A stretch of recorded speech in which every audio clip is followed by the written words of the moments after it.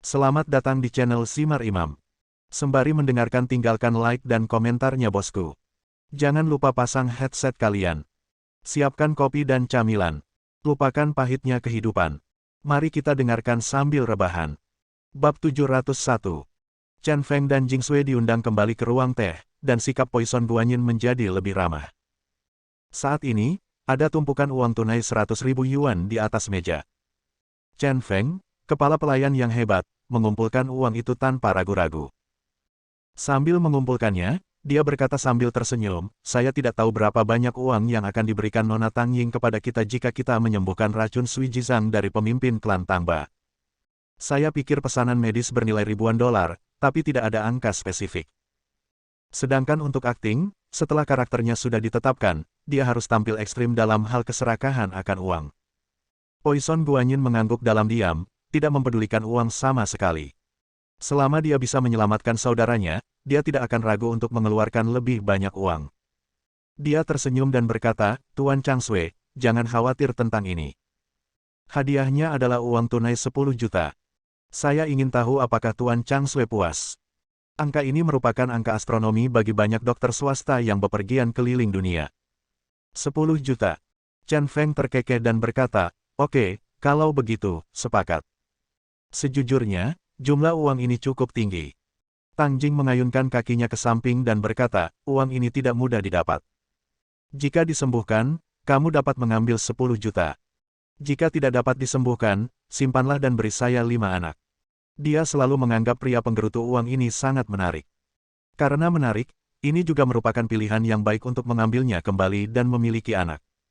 Chen Feng tiba-tiba memiliki ekspresi gelap di wajahnya. Gadis kecil ini telah mengarahkan pandangannya padanya. Dia mengubah penampilannya dan memintanya untuk kembali dan bersaing dengan babi hutan untuk memiliki anak. Jinger, berhenti bicara omong kosong. Poison Guanyin memarahi Tang Jing. Kemudian dia tersenyum pada Chen Feng dan berkata, Tuan Chang Sui, jangan kaget, dia hanyalah anak yang kekanak-kanakan. Tapi meski begitu, racun Sui Jizang disebut racun yang tidak ada obatnya. Apakah Anda benar-benar yakin? Chen Feng tersenyum pada dirinya sendiri, untungnya dia sudah bersiap sebelumnya. Kali ini, Jing Sui yang dari tadi terdiam tanpa menunggunya berbicara, akhirnya berkata, Sui Jizang sebenarnya adalah ubur-ubur di lautan negara lain, disebut juga ubur-ubur kotak. Tentakelnya penuh dengan ubur-ubur yang sangat beracun. Orang-orang yang keracunan bisa tidak sadarkan diri. Bangunlah, atau kamu akan langsung mati. Racun ini dingin dan termasuk dalam yin. Metode detoksifikasi spesifiknya bergantung pada gejala spesifik orang yang diracuni. Semua kata-kata ini didiskusikan dengan Chen Feng, dan sama sekali tidak ada kekurangan. Mendengar hal tersebut, Poison Guanyin sangat gembira, inilah informasi akurat tentang racun Sui Jizang. Dia semakin merasa sekarang karena kedua orang ini memiliki kemampuan untuk menghilangkan racun Sui Jizang.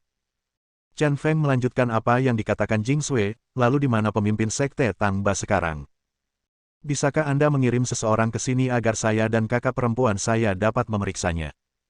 Tentu saja tidak mungkin Tangba yang diracuni diturunkan gunung. Alasan dia mengatakan ini adalah agar pihak lain berinisiatif membawa mereka naik gunung dan kembali ke Yuntangmen. Benar saja, Poison Guanyin berkata, saya benar-benar minta maaf, karena pemimpin sekte menderita serangan beracun dan tidak sadarkan diri. Dia berada jauh di dalam pegunungan dan tidak nyaman untuk membawanya keluar dari pegunungan.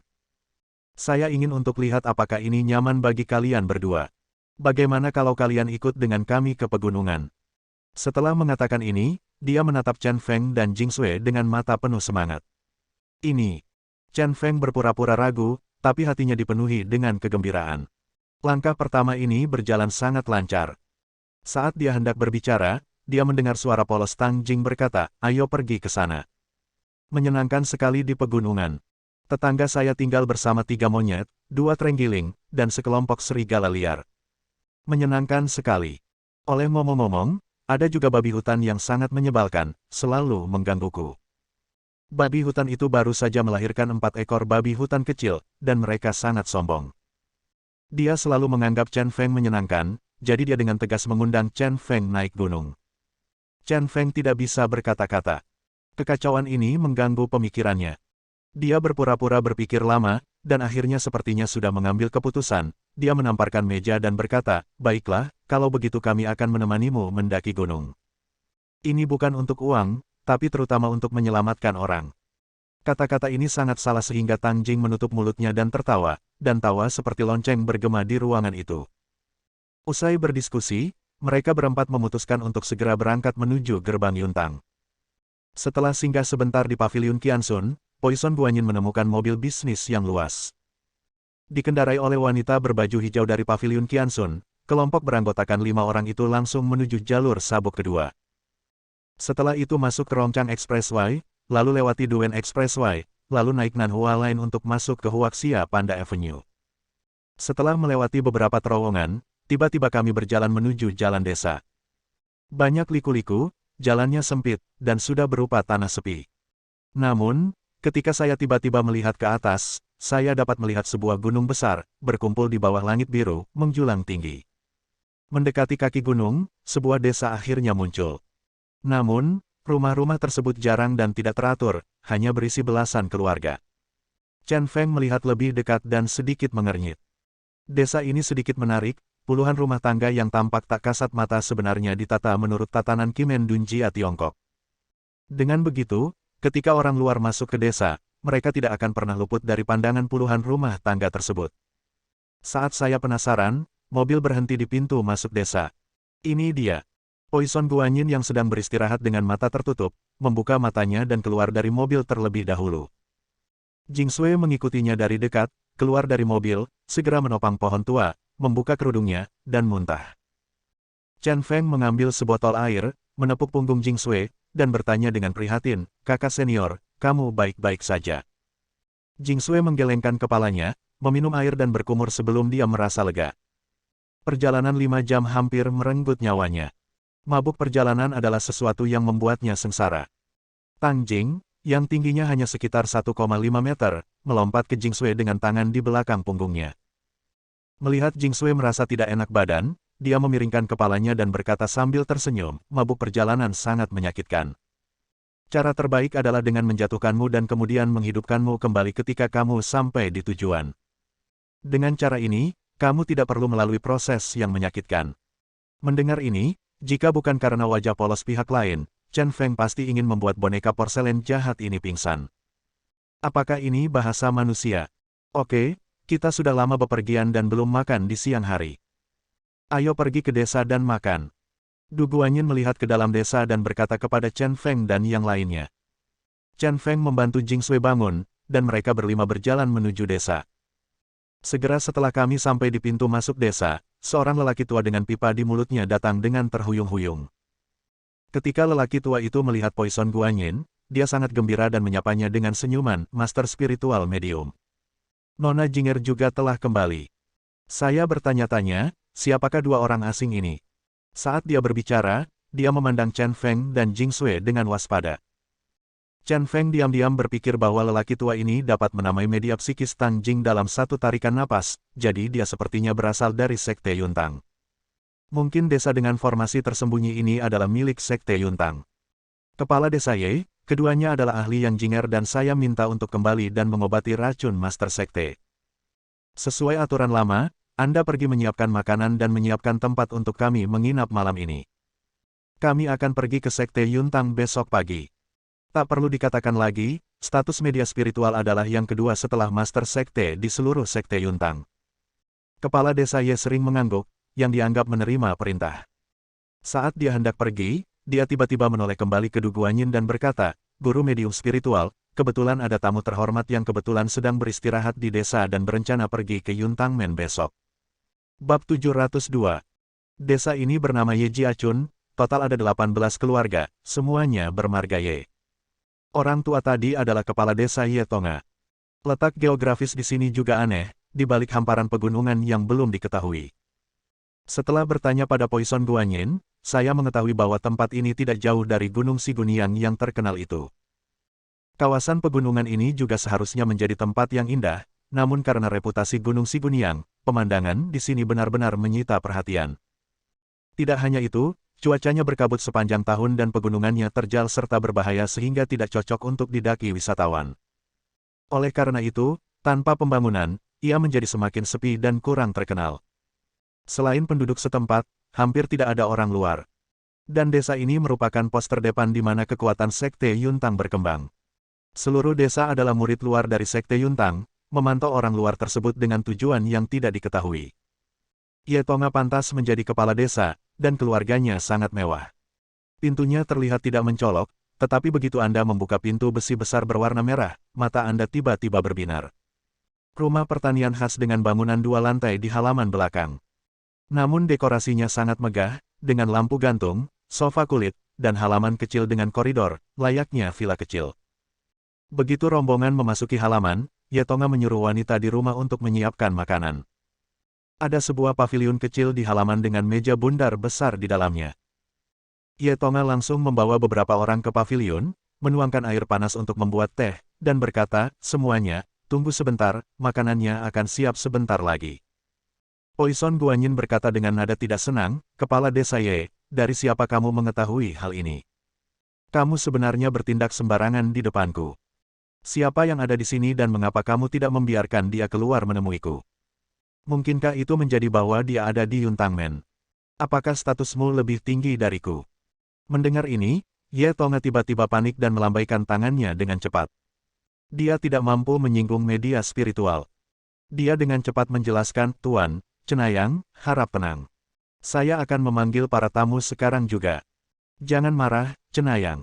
Nuting ada di sini untuk meminta maaf padamu. Saat ini, seseorang menuruni tangga dari lantai 2 dan berkata dengan suara rendah. Mendengar suara ini, Chen Feng tiba-tiba mengangkat kepalanya dan terkejut. Kenapa orang ini? Dia tidak pernah membayangkan pria ini akan muncul di sini, itu merupakan kejutan baginya. Pria ini berpenampilan sangat tampan, wajahnya biasa saja seperti diukir dengan pisau. Mata itu selalu mempertahankan tatapan tajam dan menindas, serta menampakkan rasa arogansi dan mendominasi. Ia memiliki hidung mancung, potongan rambut pendek, dan aura pria kekar.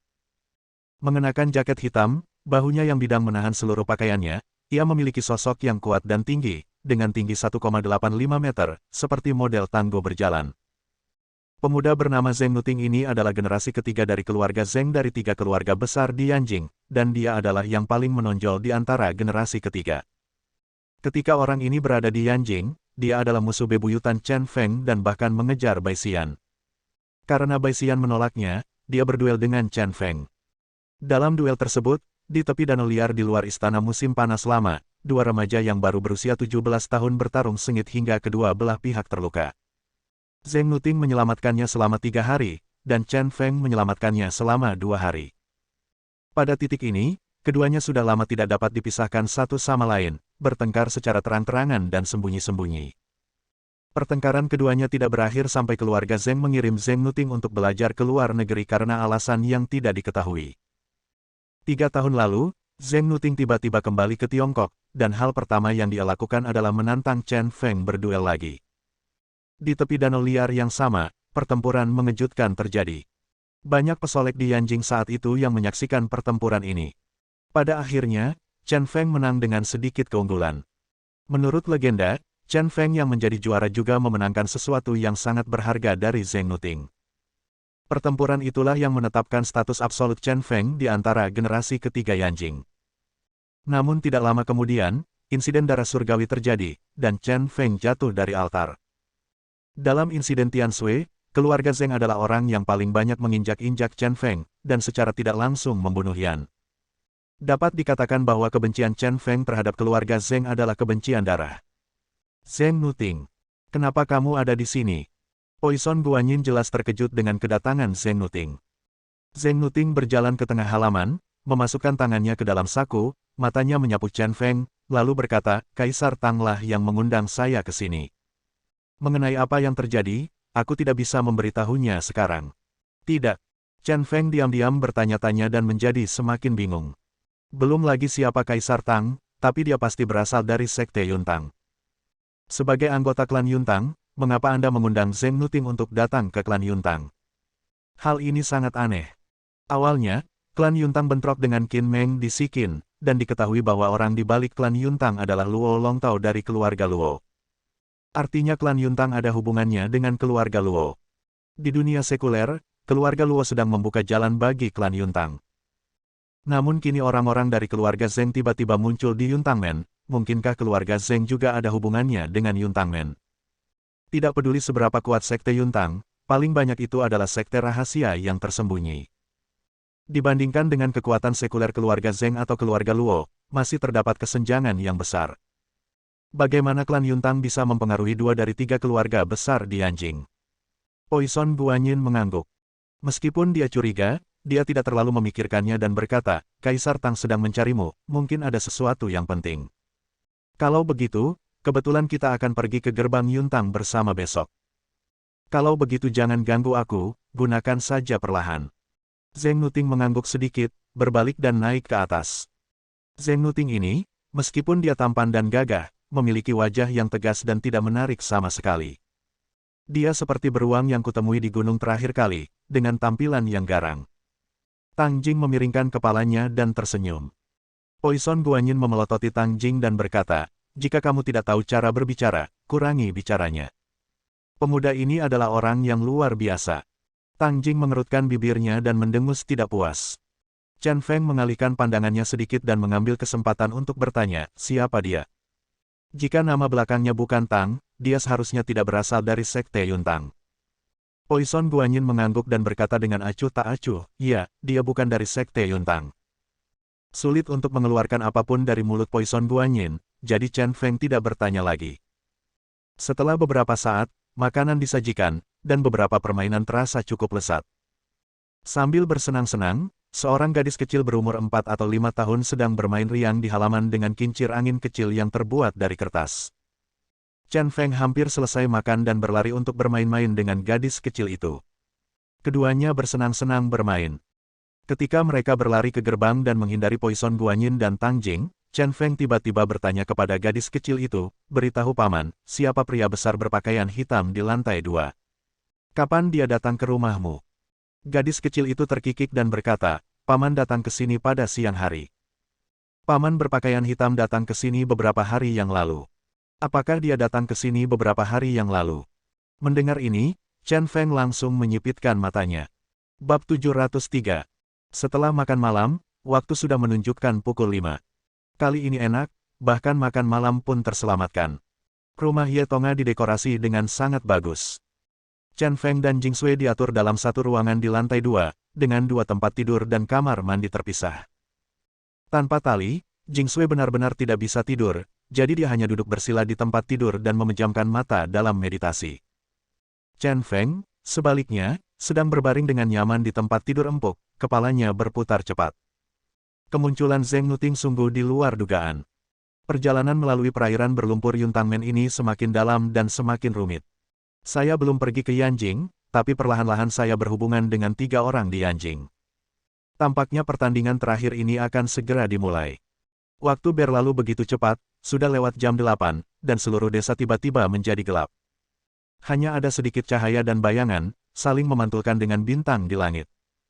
Tiba-tiba terdengar suara keras tak jauh dari pintu masuk desa. Jing Sui, yang mulai berkonsentrasi, segera membuka matanya. Chen Feng, sebaliknya, sudah melompat dari tempat tidur, membuka pintu dan keluar. Poison Guanyin, Tang Jing dan Zheng Nuting juga mendengar suara itu dan keluar. Ye Tonga bergegas ke halaman dan berteriak kepada Poison Guanyin di lantai 2, Master Spiritual Medium, kami menemukan beberapa orang luar yang mencurigakan. Meskipun mereka dikelilingi oleh kami, orang-orang itu sangat kuat. Silakan pergi dan lihat ke sana. Tanpa diduga, itu adalah suatu kebetulan, ketika menghadapi invasi, Poison Guanyin buru-buru berkata, oke, saya ingin melihat siapa yang begitu berani dan berani menerobos. Saat dia berbicara, dia melompat dari lantai 2 dan mendarat dengan selamat. Mata Chen Feng sedikit terfokus, dan tidak sulit untuk mengetahui hanya dari lompatan Poison Guanyin bahwa orang ini memiliki kekuatan yang luar biasa. Paling tidak, keterampilan membuat tubuh menjadi ringan ini luar biasa. Setelah Poison Guanyin dan Ye Tonga pergi, Chen Feng tidak menganggapnya serius dan kembali ke kamar. Jing Sui kembali berkonsentrasi dan segalanya kembali tenang. Bahkan jika seseorang menerobos masuk, akan sangat mudah untuk mengusir orang-orang ini atau bahkan membunuh mereka dengan kekuatan Poison Guanyin. Chen Feng berbaring lagi, tubuhnya rileks. Ledakan. Tiba-tiba, pintu didobrak hingga terbuka. Saya melihat Zheng Nuting mengepalkan tangannya dan menerobos masuk dengan sangat mendominasi. Dia menggelengkan kepalanya dari sisi ke sisi, membuat suara berderak pelan. Lalu dia berkata dengan sangat arogan, "Maafkan aku akan membunuh kalian berdua malam ini." Jing Sui membuka matanya lagi, tetapi Chen Feng melompat dari tempat tidur dan mencibir pada Zheng Nuting. "Jadi begitu, kamu adalah pembunuh yang dikirim oleh Kaisar Tang untuk membunuh kami berdua untuk mengobati racun Tang Ba. Sobat, kamu hanya sengaja mengambil paranormal itu. Benar, kamu cukup pintar, mati saja." Semangat juang Zheng Nuting sangat liar, dan dia meninju dengan keras, langsung menuju ke arah Chen Feng. Pukulan ini sangat keras dan membawa perlindungan Qi yang kuat. Mata Chen Feng terfokus dan dia buru-buru menyilangkan tangan di depan dadanya untuk memblokir serangan itu. Ledakan. Pukulannya begitu kuat sehingga Chen Feng mundur berulang kali. Dia tidak berhenti sampai dia kembali ke tempat tidur. Diam-diam dia terkagum-kagum di dalam hatinya, padahal dia baru saja menyembunyikan identitasnya agar tidak mengungkapkan identitasnya. Namun kekuatan Zheng Nuting benar-benar menakutkan, dan perlindungan Qi-nya yang tebal benar-benar menakutkan. Tampaknya bajingan ini telah meningkatkan kekuatannya secara signifikan setelah tidak melihatnya selama beberapa tahun. Kalau tidak, dia tidak akan begitu sombong untuk membunuhnya dan Jing Sui. Hah? Dia masih termasuk orang yang berada di ranah pria kuat, tapi menurutmu apakah pria kuat itu sangat kuat? Di mataku, mereka semua adalah sampah. Sambil melontarkan ejekan, Zheng Nuting tiba-tiba mulai menendang, dan tendangannya berpotensi membelah gunung dan membuka bebatuan. Nima. Chen Feng mengutuk dalam hatinya, tapi dia terlalu pengecut untuk melawan. Orang ini mengenalnya dengan baik, dan begitu gerakannya dikenali, identitasnya kemungkinan besar akan terungkap. Dengan ketakutan ini, dia hanya bisa bersembunyi karena malu dan nyaris tidak bisa menghindar. Kekuatan kaki Zheng Angting yang keras langsung membelah papan kayu di bawah tempat tidur menjadi beberapa bagian. Dia hendak menyerang lagi ketika dia melihat Jing Sui berpakaian putih, bergegas ke depan Chen Feng. Tangan Jing Sui lembut namun mengandung kekuatan. Dia terus menggambar lingkaran di udara, menyebabkan Zheng Ting mundur karena marah. Sebenarnya Tai Chi yang menggunakan kelembutan untuk mengatasi kekuatan. Izinkan saya menunjukkan kekuatan ekstrim ini. Bagaimana cara mengatasinya? Zheng Ting meraung seperti binatang, mengangkat tangan kanannya dan mengayunkannya dengan keras. Energi dahsyat itu sepertinya menghamburkan segalanya. Jing Sui sedikit mengernyit, menyatukan kedua telapak tangannya, dan menggunakan metode pelepasan kekuatan tingkat tertinggi untuk melepaskannya secara perlahan bersamaan dengan kekuatan tinju lawan. Namun saat dia hendak mengeluarkannya, dia melihat bibir Zheng Nuting sedikit terangkat dengan ekspresi mengejek di wajahnya. Segera, dia memberikan kekuatan lebih pada tangannya, dan dengan dampak yang besar, Jing Sui terlempar keluar. Kakak senior. Chen Feng melangkah maju dan memeluk Jing Sui yang terjatuh. Melihat Jing Sui terluka, wajahnya tiba-tiba diselimuti lapisan udara dingin. Mata awalnya ragu-ragu juga mengandung niat membunuh. "Aku baik-baik saja." Jing Sui menggelengkan kepalanya dengan lembut, merasakan sakit di dadanya, dia masih terkena pukulan lawannya tadi. "Kak, tetaplah di belakangku dan aku akan menghadapinya." Momentum seluruh tubuh Chen Feng berubah drastis, dan persendiannya berderit. Orang-orang di keluarga Zheng semuanya adalah binatang buas. Selama bertahun-tahun, salah satu tujuan hidupnya adalah menghancurkan keluarga Zheng. Karena pertempuran tidak bisa dihindari saat ini, mari kita jadikan sosok generasi ketiga keluarga Zheng yang paling membanggakan sebagai pengorbanan pertama. Tidak perlu bersusah payah. Selama kamu belum mencapai level master, kamu seperti sampah di mataku. Zheng Nuting sama sekali tidak menganggap serius Chen Feng, meskipun dia merasakan momentum Chen Feng meningkat, dia tetap menunjukkan rasa jijik. Saat ini, dia sudah menjadi pembunuh dan ingin membunuh Chen Feng dan Jing Sui. Dalam hatiku, kamu lebih buruk dari sampah. Kemarahan meningkat, Chen Feng tidak tahan lagi, dia mengangkat tangan kanannya dan ingin melawan Zheng Nuting secara langsung.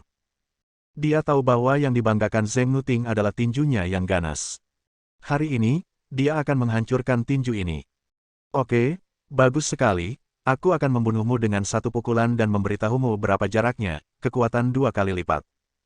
Mata Zheng Nuting membelalak, tiba-tiba pembuluh darahnya keluar dan otot lengan kanannya membengkak.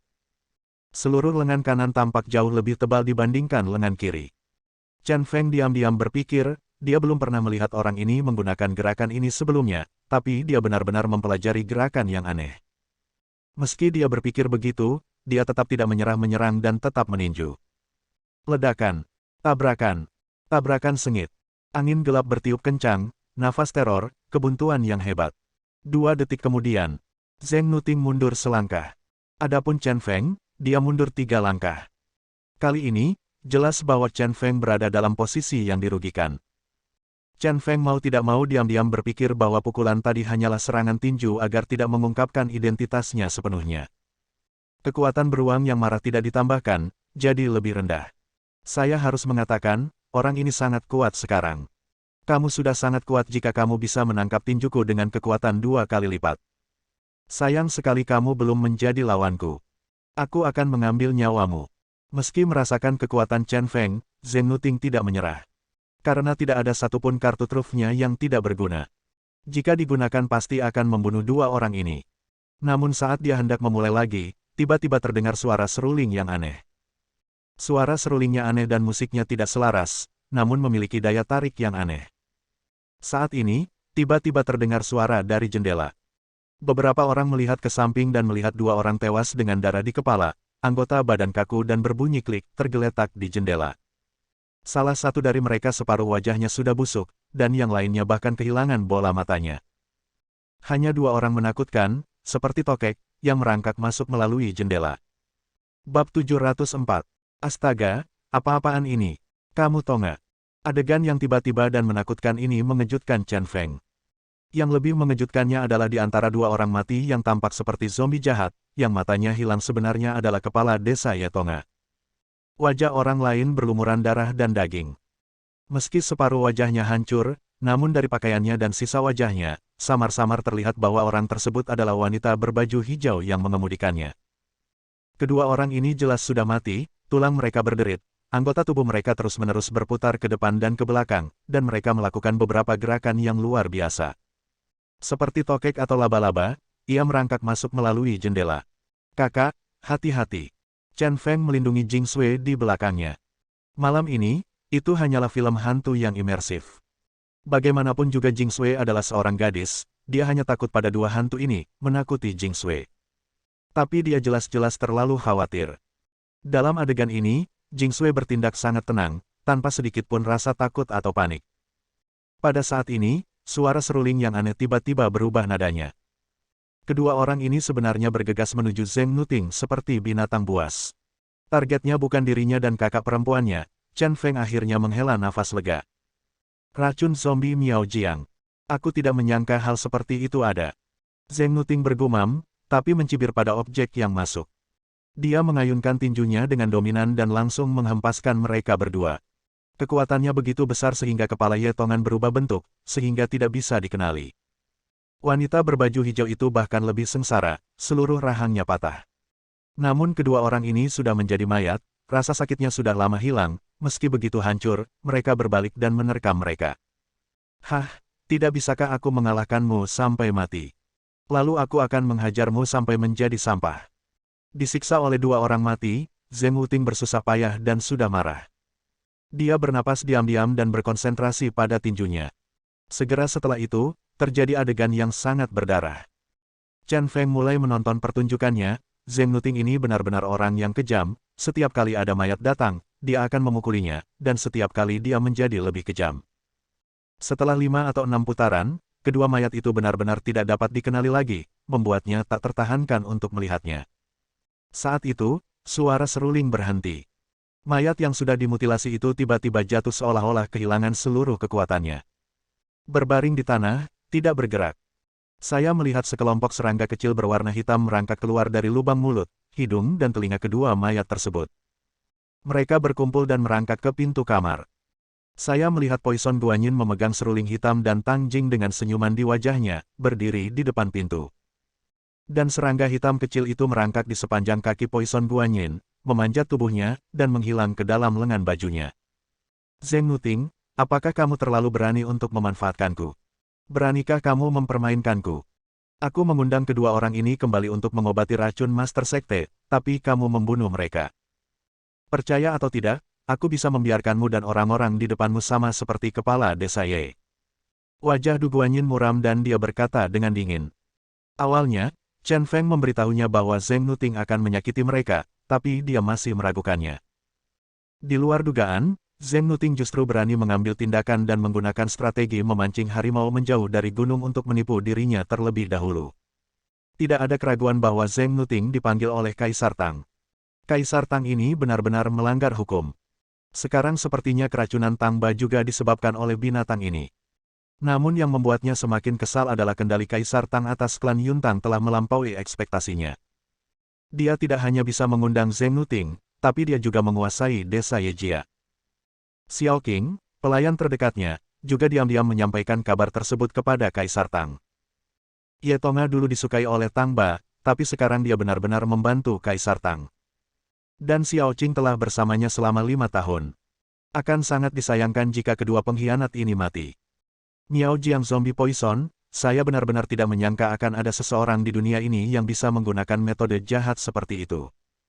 Dia benar-benar layak mendapatkan Poison Guanyin. Master Spiritual Medium, bagaimana Anda tahu bahwa saya ingin membunuh kedua rakyat? Zheng Nuting tidak menganggapnya serius dan tidak menganggap serius Du Guanyin. Aku hanya penasaran, rencananya Du Guanyin tidak akan kembali untuk sementara waktu. Mengapa dia tiba-tiba muncul di saat kritis dan membunuh kepala desa Ye Tonga? Ini mengejutkannya. Biar ku beritahu padamu. Chen Feng mendengus dan menjelaskan, saya pikir kebetulan ketika kami pertama kali datang ke desa Yejia, seseorang juga muncul di desa Yejia pada saat yang sama. Karena penasaran, saya menanyakan satu pertanyaan lagi ketika saya sedang bermain dengan cucu kepala desa dan menanyakan kapan Anda datang.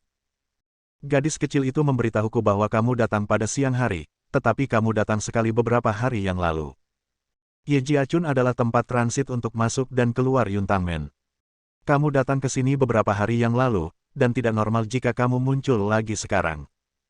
Saya langsung mengerti bahwa Anda benar-benar memasuki gunung beberapa hari yang lalu, tetapi kali ini, Anda benar-benar turun gunung.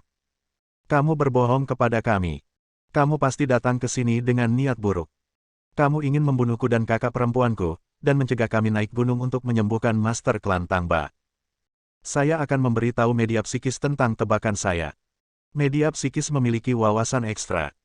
Tidak, jika kamu mencoba memancing harimau menjauh dari gunung pada malam hari, itu akan sia-sia.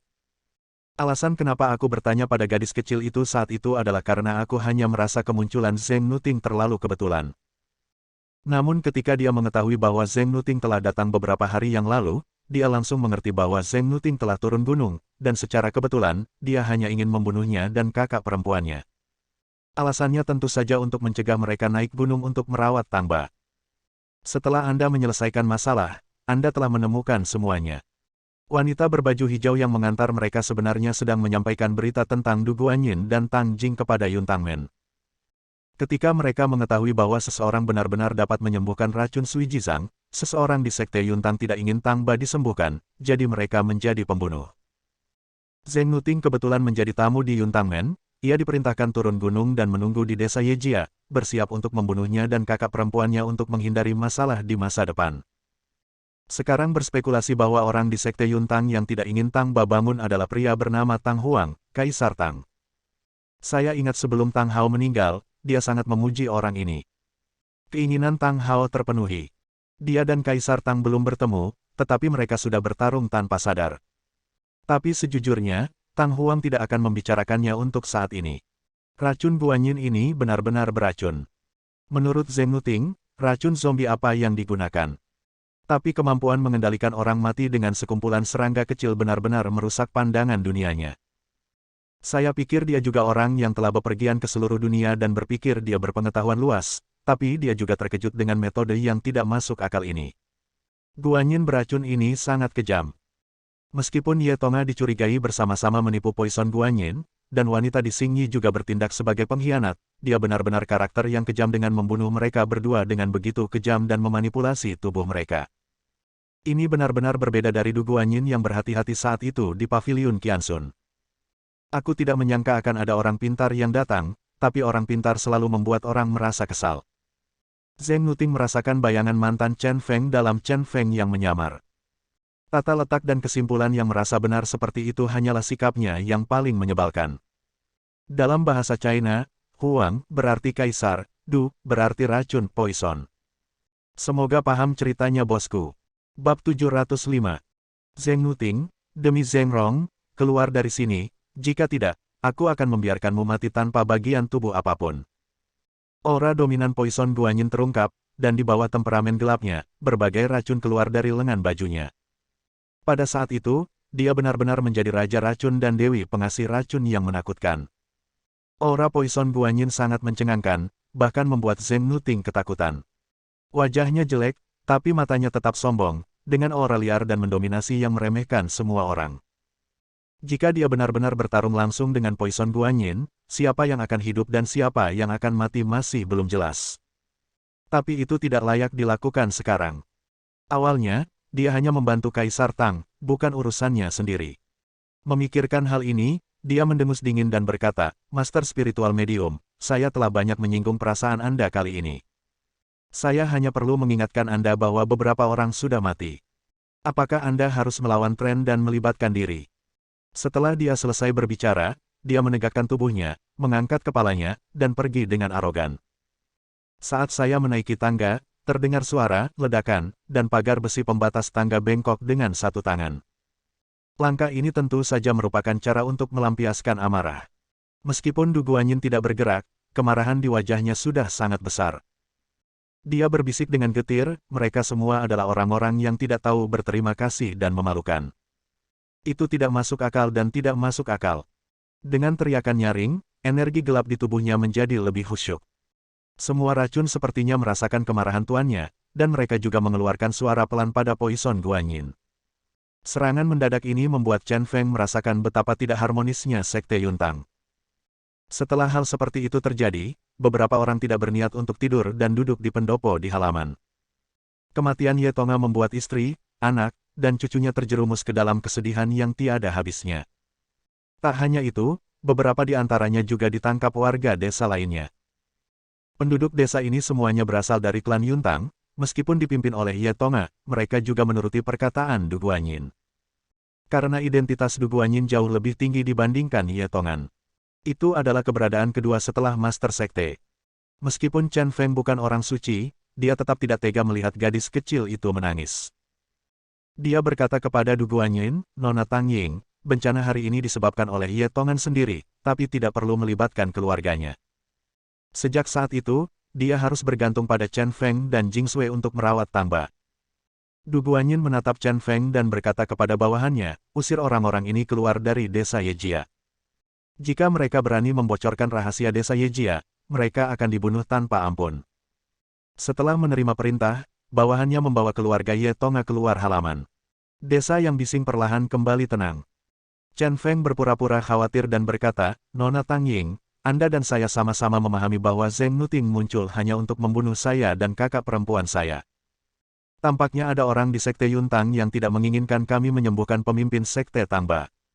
Sejujurnya, saya takut untuk pergi sekarang. Takut Chen Feng akan melepaskan pekerjaannya, Du Guanyin buru-buru membujuknya, jangan khawatir, saya bertanggung jawab atas keselamatan Anda. Jika ada orang di Sekte Yuntang yang berani bertindak sembarangan terhadap Anda lagi, saya akan membiarkan mereka mati tanpa tempat pemakaman. Chen Feng mengangguk dalam diam, bertingkah bingung, tidak berdaya dan sedih. Perpaduan beberapa emosi menjadikannya raja film. Jika media spiritual secara pribadi melindungi keselamatan kita, maka kita dapat yakin. Dia bertanya dengan berpura-pura penasaran, tetapi saya tidak tahu siapa itu, bagaimana dia bisa memiliki keberanian seperti itu, dia tidak akan ragu untuk membunuh orang dan membungkam mereka, dan memblokir perlakuan terhadap pemilik sekte. Orang seperti itu, dia bisa disebut pengkhianat, bagaimana Anda bisa mentolerirnya? Du Guanyin mengerutkan kening dalam-dalam, jelas kesal dengan masalah ini. Namun bagaimanapun juga, sulit untuk mengungkap rahasia yang melibatkan klan Yuntang. Tang Jing mencibir bibirnya, menggembungkan pipinya yang bulat, dan berkata dengan marah, tak perlu dikatakan lagi, pasti kakakku Tang Huang yang melakukannya. Ayah tidak sadarkan diri. Dia adalah pemimpin sekte kecil, tapi dia bekerja sangat keras. Dia berharap ayah saya meninggal, sehingga Anda dapat berubah dari pekerjaan sementara menjadi pekerjaan tetap. Jinger, diamlah. Du Guanyin berbalik dan menatap Tang Jing dengan tajam. Inilah rahasia sekte Yuntang yang tidak bisa diberitahukan kepada orang luar, namun diberitahukan kepada orang luar dengan begitu sederhana. Tang Jing mendengus, tapi tidak menganggapnya serius. Chen Feng segera memahami bahwa Tang Huang ini adalah putra Tangba. maka semuanya bisa dijelaskan dengan jelas. Sang pangeran tidak sabar untuk naik tahta dan membunuh ayahnya. Plot seperti itu biasa terjadi dalam sejarah. Chen Feng berpura-pura takut dan menolak lagi, pekerjaan rumah Anda sangat rumit. Nona Tang Ying, mengapa Anda tidak membawa Master Klan Tang Ba ke desa? Kami benar-benar tidak ingin terlibat dalam urusan Anda. Benar dan salah. Tuan Chang Sui. Wajah Du Guanyin berubah drastis, dan anehnya suaranya menjadi marah. Dia berkata dengan nada mengancam, kami sudah sepakat, jangan menyerah di tengah jalan, jika tidak, Anda tidak akan mendapatkan hasil yang baik jika Anda menyinggung perasaan saya.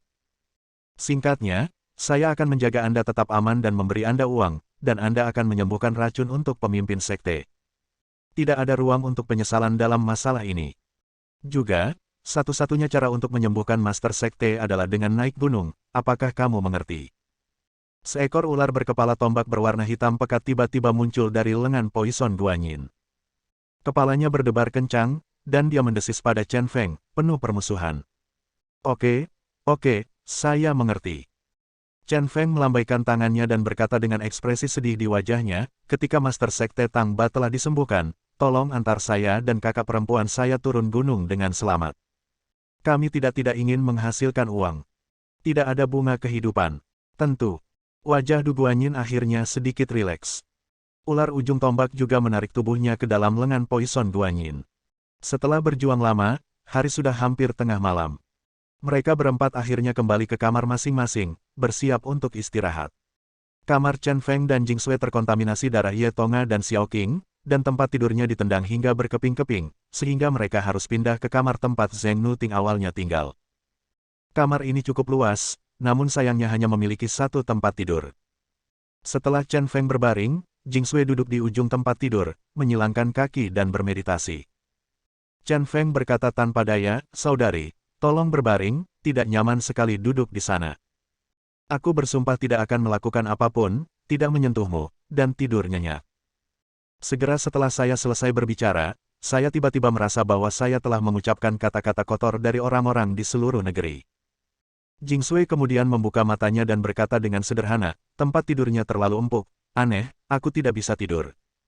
Chen Feng menyipitkan matanya dan berkata sambil tersenyum, apakah buruk jika terlalu lembut? Sejujurnya, kakak senior, pria dan wanita yang tidur bersama memiliki efek yang luar biasa. Mereka dapat berlatih seni bela diri, dan jika mereka berlatih mereka bahkan bisa melahirkan anak bersama-sama. Punya bayi. Jing Sui tiba-tiba teringat sepasang sepatu berkepala harimau itu. Memang benar dia sangat ingin memiliki anak dengan Chen Feng. Jika tidur bersama dapat mencapai hal ini, maka ada baiknya Anda mencobanya.